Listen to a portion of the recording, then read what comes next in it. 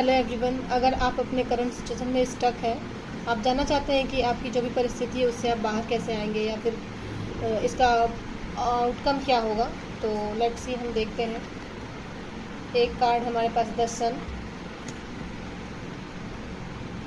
10 of wands and knight of wands.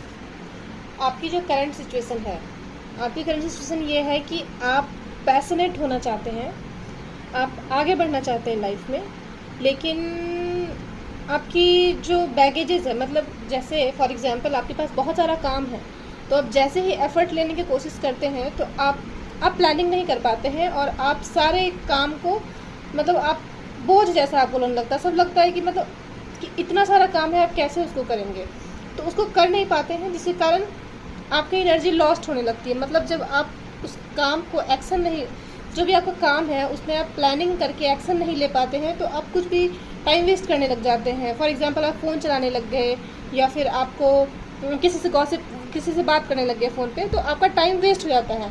तो फिर आपको लगता है कि मेरा समय अच्छा चल रहा है अभी। अच्छा, आप अपने काम, जैसे फॉर एग्जांपल आपको पढ़ना ही है, तो आप अपने जैसे चैप्टर है तो उसमें आप उस चैप्टर्स को या फिर कोई बुक रीड करना है तो उसको आप कर नहीं पा रहे हैं। आपको लग रहा है ये भी पढ़ना है, वो भी पढ़ना है, वो पढ़ना है, इतने सारे बर्डन हैं और आपको लगता है कि आप कर ले जाओगे, आपके पास पैशन भी है, आपके पास हिम्मत भी है, लेकिन क्या होता है, सब अंधेरा सा लगने लगता है, सब ऐसा लगता है सब कोलैप्स हो रहा है कि ये करूँ, ये करूँ, ये करूँ, क्या करूँ। आप प्लानिंग नहीं कर पा रहे हैं, आपको समझ में नहीं आ रहा है कि क्या करें, और इसीलिए आप जो है फंस जाते हैं अपने सिचुएशन में। आपकी करंट की एनर्जी यही है कि मतलब आप पैशनेट हैं, आप चाहते हैं कि अब आपका समय आए, लेकिन आप बर्डन लेने लग जाते हैं। तो उसके लिए आपको क्या करने की ज़रूरत है, डिवाइन्स प्लीज़ बताएं।